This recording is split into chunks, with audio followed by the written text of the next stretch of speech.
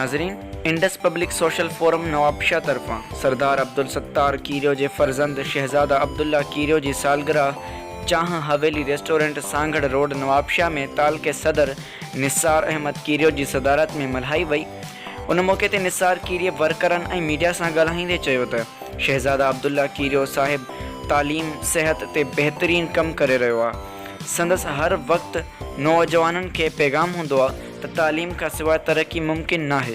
नौजवाननि में वॾो टैलेंट मौजूदु आहे। उन मौके ते शहज़ाद लिगारी, मीर नादिर कीरियो, अमीर बख्श कीरियो, ग़ुलाम सरवर कीरियो, अली नवाज़ चांडियो ऐं ॿियनि गॾिजी शहज़ादा अब्दुल्ला कीरियो जी सालगिरह जो केक कटियो ऐं संदसि वॾी ॼमार लाइ दुआ घुरी। वधीक तफ़सील ॾिसंदा SMC न्यूज़ रिपोर्ट कुर्बान उमरानी। बिस्मिल्लाहिर्रहमानिर्रहीम। अॼु असांखे इंतिहाई ख़ुशी आहे त असांजी नौजवान क़यादत जेकी जिनजी अॼु असां सालगिरह मल्हाए रहिया आहियूं उहो कंहिं बि तारीफ़ मोहताज न आहे। सरदार अब्दुल सत्तार कीरियो जो फ़र्ज़ंद ऐं असांजे इंडस पब्लिक सोशल फोरम जी रूह रवां ऐं नौजवान क़यादत जे भरजलो सरदार अब्दुल्ला कीरियो साहिब जी सालगिरह आहे ऐं असां संदसि वॾी ॼमार लाइ दुआ घुरूं आहियूं त अलाह ताला खेसि वॾी ॼमार ॾिए।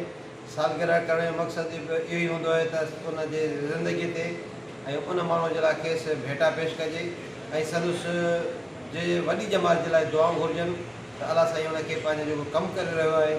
मूंखे उहो ॾींहुं यादि आहे जॾहिं पाण पहिरियों दफ़ो हिन मुआशिरे में जेको आहे सो तक़रीर कई 2016 में सकड़ में, त उहा तक़रीर नायाब तक़रीर थी छो त उते वॾा मुदबिर मुफ़क्किर सियासतदान वेठा ऐं उन्हनि जे साम्हूं नंढड़ी तक़रीर में वॾो हिकिड़ो पैगाम ॾसियो तालीम जे हवाले सां त ऐं उहो जेको तालीम जे हवाले सां पैगाम ॾिनो ऐं उन में इहो साबित करे ॾेखारियो त तव्हां जेको पढ़ो था त उहो रुॻो नौकिरी लाइ न पढ़ो, उहो तालीम तव्हांजी जेको आहे सो तव्हांखे घणो कुझु दुनिया में हुनर समेत बि आहे खोड़ सारा सबक़ सेखारे सघे थी ऐं उन जे करे तालीम पिरायो, नौजवान खे तालीम ॾियो।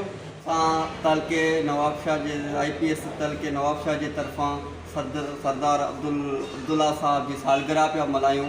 असांखे तमामु घणी ख़ुशी आहे। तलके जे तरफ़ां ई पुरसूरत मौक़ो जेको आहे सो असां पेश कयो आहे जंहिंजे लाइ असां तलके सदर निसार कीरियो साहिब जा तमामु थोराइता आहियूं जंहिं असांखे हिन मौक़े ते शिरकत जे लाइ दावत बि ॾिनी ऐं हीउ प्रोग्राम अरेंज कयो। इंशाअल्लाह ताला असां हर साल ईअं ई सरदार अब्दुल्ला साहिब जे लाइ दुआ घुरायूं ऐं उनजी सालगिरह ईअं ई मल्हाईंदा रहंदासीं।